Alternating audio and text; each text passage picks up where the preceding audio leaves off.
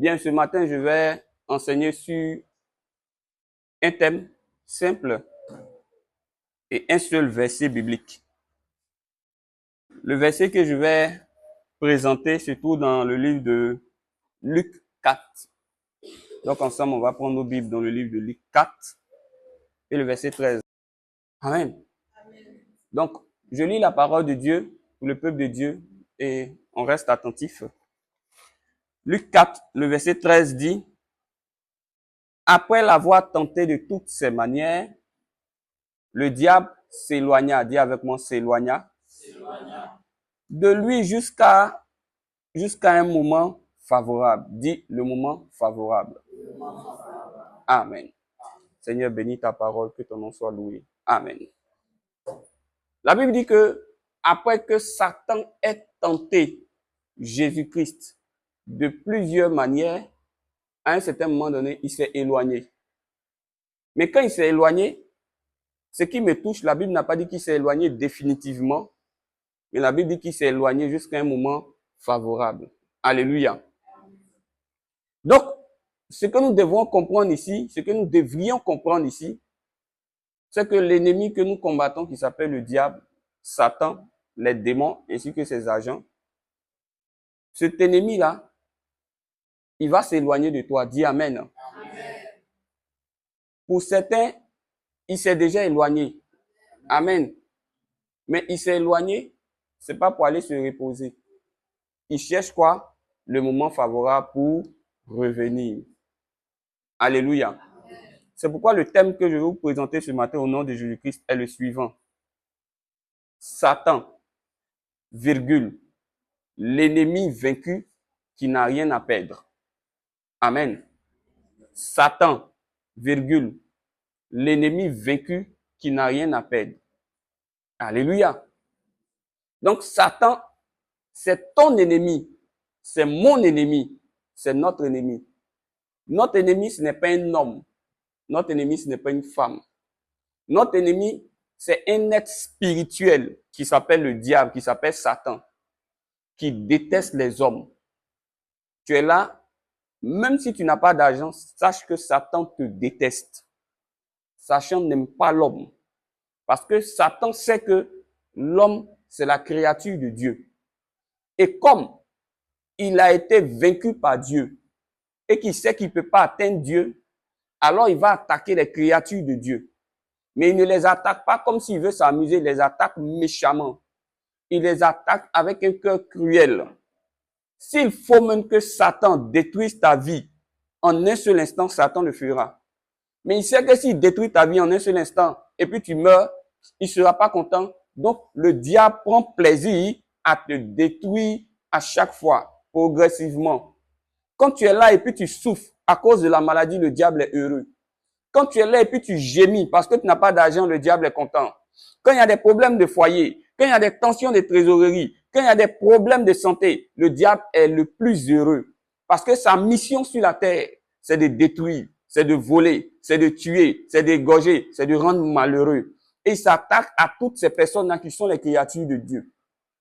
Il fait un distinguo entre les créatures de Dieu qui ont accepté Jésus-Christ et les créatures de Dieu qui n'ont pas accepté Jésus-Christ. Ceux qui n'ont pas accepté Jésus-Christ sont déjà dans sa cage. Il fait de ce qu'il veut. Le jour il est fâché, il les frappe. Le jour il est content, il leur donne promotion. Le jour il n'est pas content, il les détruit. Mais ceux qui ont donné leur vie à Jésus-Christ, comme il sait qu'il ne peut pas les atteindre, alors il utilise tout l'arsenal qui est à sa disposition, toutes les armes qui sont à sa disposition, et il les cible et il agit de manière cruelle vis-à-vis de ces personnes qui ont accepté le Seigneur Jésus-Christ. Laissez-moi vous prendre un exemple. Prenons quelqu'un qui a mis 2 pièges en brousse. Le premier piège a attrapé un rat. Et le second piège a failli attraper le rat, mais le rat est sorti, le rat est en train de partir. Celui qui a attrapé le rat, celui qui a mis le piège, vient avec une arme. Et il constate qu'il y a 2 rats. Il y a un rat qui est pris au piège et il y a un rat qui est en train de fuir. Si c'est vous qui avez mis le piège, que vous avez une arme à la main, vous allez tirer sur quel rat? Le rat qui est pris au piège ou bien le rat qui est en train de fuir? C'est pourquoi le diable, comme il sent que tu donnes, quand il sent que tu veux donner ta vie à Jésus-Christ, il prédit il voit que ta vie va connaître un changement, une transformation, alors il commence à tirer sur toi, il commence à te cibler. Tu ne comprends rien des problèmes par-ci, tu ne comprends rien des problèmes par-là. Tout simplement pour que tu perdes le courage, tu retournes à lui, Satan, et puis il fasse de toi ce qu'il lui veut. Alléluia. Amen. Donc Satan, c'est un ennemi qui est mauvais, qui est méchant. Ne jouez pas avec lui. Mais ce qui est bien, c'est que Jésus-Christ l'a vaincu à la croix. Mais pourquoi le thème Satan, l'ennemi vaincu, qui n'a rien à perdre? Pourquoi je dis que Satan n'a rien à perdre? Je vais vous présenter encore une situation pour que vous puissiez comprendre pourquoi je dis Satan n'a rien à perdre.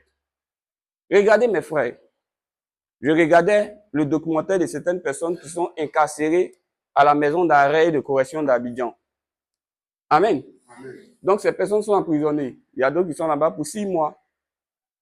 Il y a d'autres qui sont là-bas pour 2 mois. Il y a d'autres qui sont là-bas pour 1 an, 10 ans. Et puis il y a d'autres, ils sont condamnés à vie. Ils sont condamnés à vie. C'est-à-dire qu'eux, ils sont destinés à mourir en prison. Parce qu'ils ont tué des gens, par exemple, ou bien parce qu'ils ont commis un crime. Donc, eux, ils sont là-bas, ils sont condamnés à vie. Ils ne doivent pas sortir. Ces gens-là, quand ils sont en prison, qu'ils sont condamnés à vie, ils ne jouent pas à ceux qui sont là-bas. Ils savent qu'il est déjà condamné à vie. S'il te tue là-bas, là, il est déjà condamné à vie. Donc, il te dit, quand tu rentres, petit, pour moi, je suis là. Je suis ici à vie. Je n'ai plus rien d'autre à perdre. Donc, ce que je te fais là, si tu ne restes pas tranquille, je te fais ça et puis ça ne va pas quelque part. C'est comme ça le diable. Il sait que Jésus-Christ l'a vaincu, mais il sait qu'aussi, il n'a rien à perdre.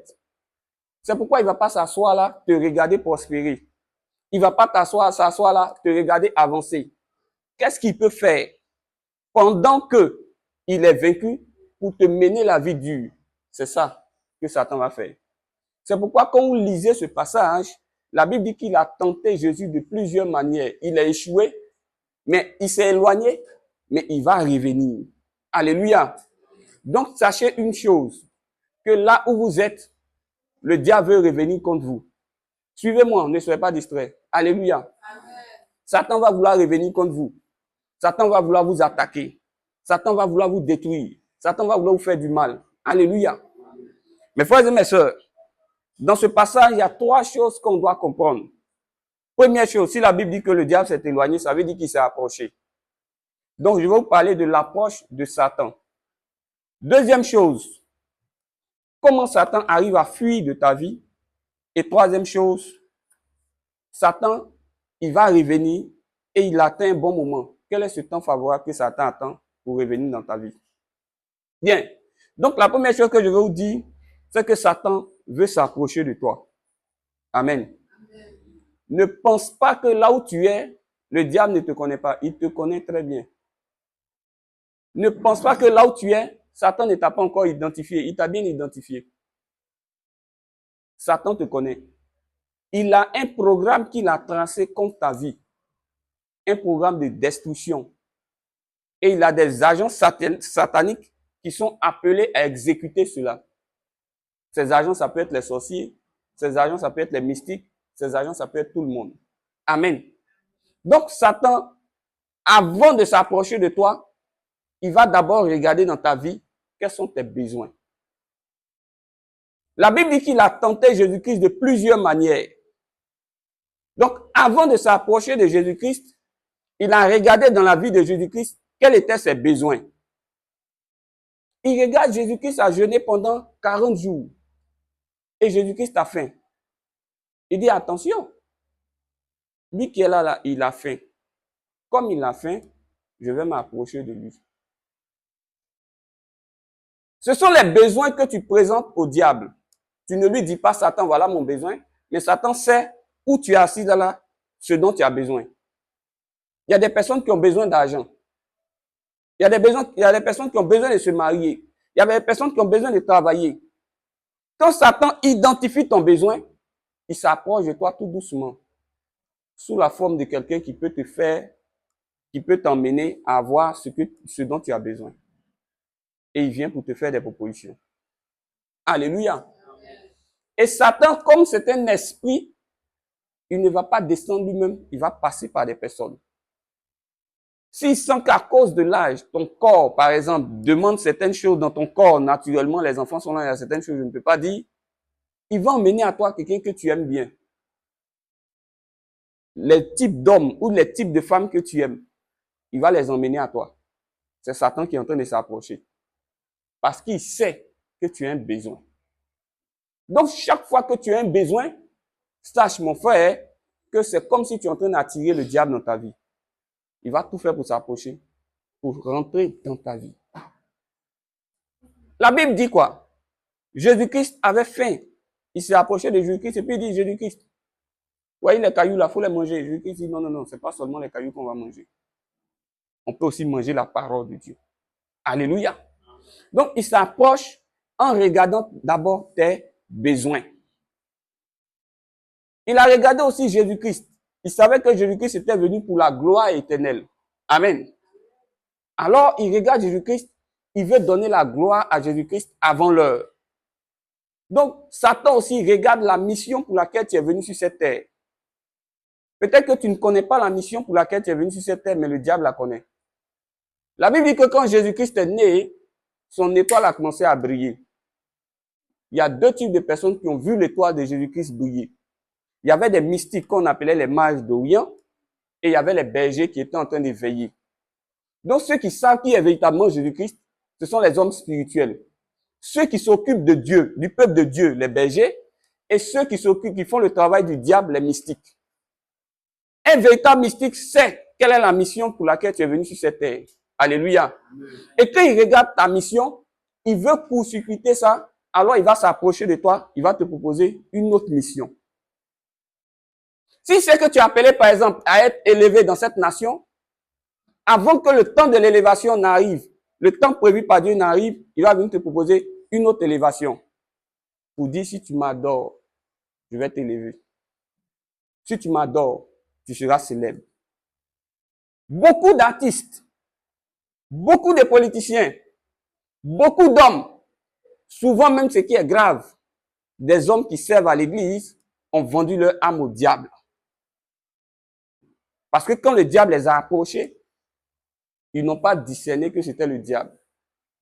À cause de la célébrité, à cause de tout faire pour qu'on les voie, rouler dans de grosses voitures, avoir tout ce qui est matériel, ils ont oublié que Dieu avait une mission plus grande. Ils ont oublié que Dieu les avait appelés à voir ça. Ils n'ont pas discerné. Le diable envoyait des gens qui lui ont proposé des choses. Ils sont rentrés dedans et aujourd'hui, ils ont perdu leur âme. Ils ont le monde entier. Ils ont des foules avec eux. Mais le diable les a pris. Alléluia. Le diable va regarder encore quoi? La Bible dit qu'il a dit à Jésus-Christ, si tu penses que tu es fils de Dieu là, voici l'étage là, saute, descends, jette-toi. Il l'a emmené sur le haut de la montagne. Il dit, saute, tu vas tomber. Vous voyez, quand tu vas te jeter, amen, Dieu va envoyer ses anges pour te porter. Jésus lui a dit, non, tu ne tenteras pas Dieu. Satan regarde quoi? Il va regarder d'abord tes besoins. Il va regarder aussi ta mission.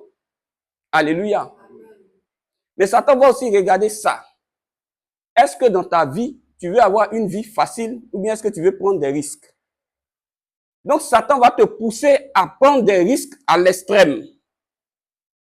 Il va t'emmener à vivre une vie où tu es comme si tu ne fais pas vraiment attention, Dieu t'enlève en même temps. Il t'emmène à prendre des risques. Il t'emmène à poser des actions, souvent toi-même tu ne comprends pas. Tu te dis, oh bon, je fais ça aujourd'hui, mais c'est la dernière fois. Après, je ne vais pas faire ça. C'est ça qu'on appelle tenter Dieu. Quand tu vois toutes ces choses dans ta vie, c'est que c'est le diable qui s'approche de toi. Alléluia. Et donc, si tu es un homme qui a des besoins, si tu es un homme qui a des désirs, si tu es un homme ou une femme, bien évidemment, qui a une mission sur cette terre, le diable va s'approcher de toi d'une manière ou d'une autre. Et regardez la Côte d'Ivoire. Le diable s'est approché de la Côte d'Ivoire. Vous voyez, quand Satan passe, il y a la guerre, il y a les problèmes, il y a la destruction. Mais le diable s'est approché de Jésus dans le but de le tenter et dans le but, si Jésus-Christ avait accepté la tentation, de le détruire. Mais quand il n'a pas pu, la Bible dit qu'il s'est éloigné. La bonne nouvelle que j'ai pour toi, c'est que Satan peut s'éloigner de toi. Dis Amen. La bonne nouvelle que j'ai pour toi, c'est que Satan peut fuir lorsque tu viens. Dis Amen. Mais pourquoi Satan s'est éloigné de Jésus-Christ? Et pourquoi Satan va s'éloigner de toi? Satan s'est éloigné de Jésus-Christ simplement parce que Jésus-Christ marchait dans la vérité. Tu veux lutter contre le diable, il faut avoir une vie dans la vérité. Dis Amen. Amen. Jésus-Christ marchait dans la vérité. Jésus-Christ marchait dans la consécration. Jésus-Christ marchait dans la sanctification. Jésus-Christ marchait dans la sainteté. Parce que tu ne peux pas combattre le diable. Satan ne va jamais fuir de toi si ta vie c'est une vie de mensonge. Alléluia. Satan ne va pas te fuir si ta vie c'est une vie négative. Alléluia. Au contraire, il sera à l'aise. Mais ce qui va chasser Satan de ta vie, ce sont les décisions que tu vas prendre. Je prends la décision aujourd'hui de m'éloigner de ça.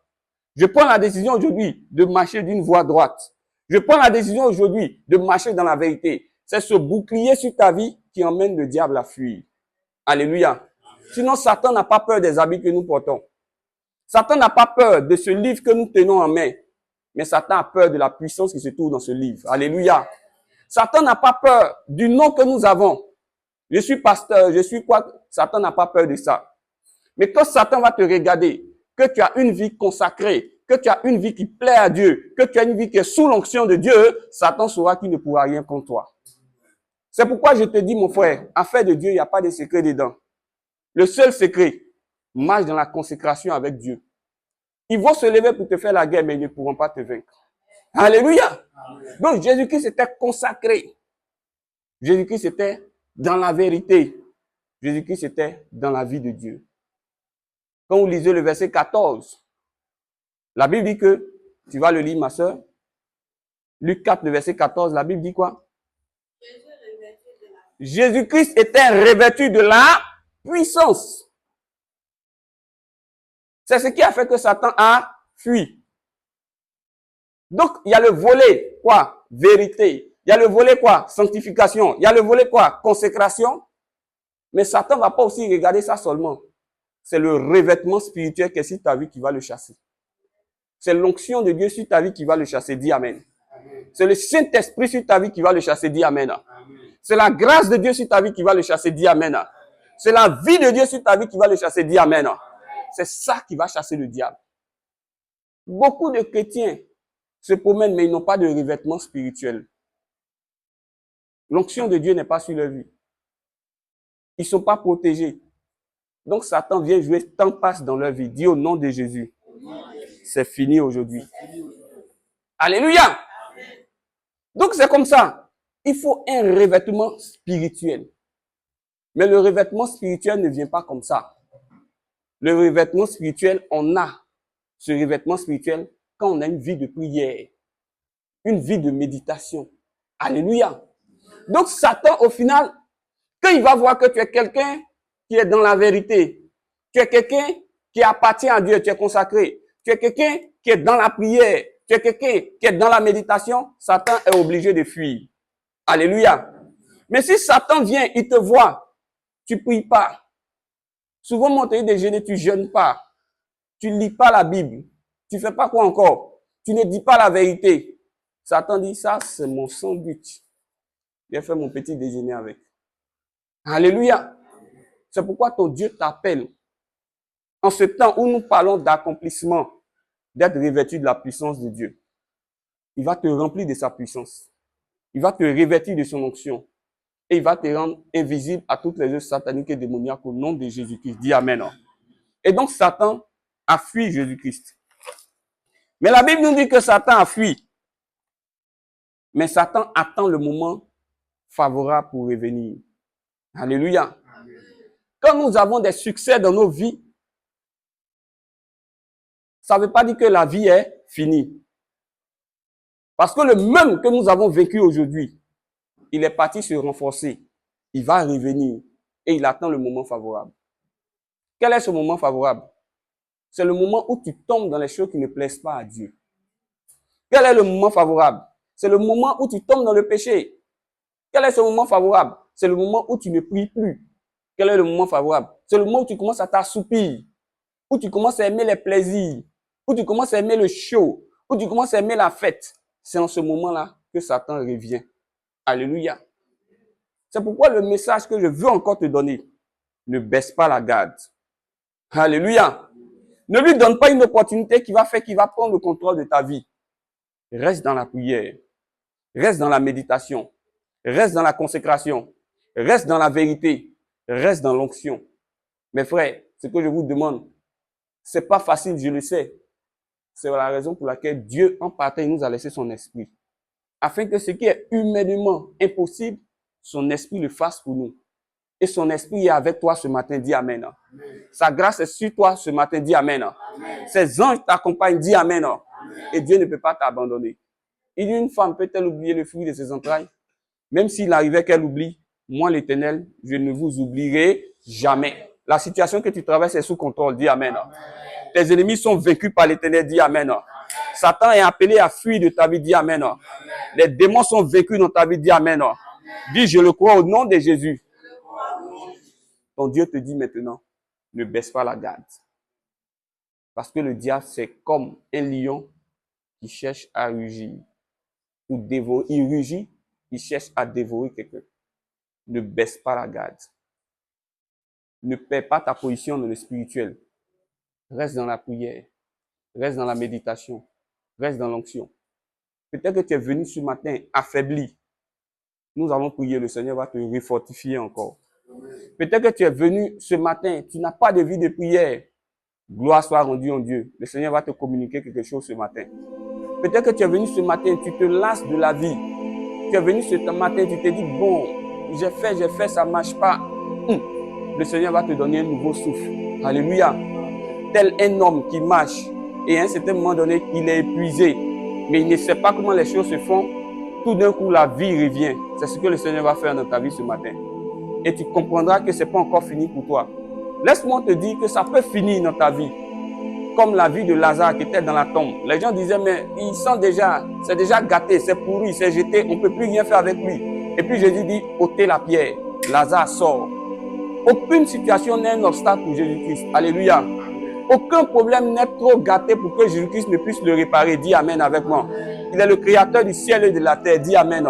Il est le réparateur des brèches. Dis Amen. Il est celui qui relève. Dis Amen. Il est celui qui reconstruit. Dis Amen. Il est celui qui rebâtit. Dis Amen. Il est celui qui renouvelle. Dis Amen. Et il veut le faire ce matin dans ta vie. Si tu le crois, tu dis Amen, Amen, Amen. Que le Seigneur te bénisse ce matin.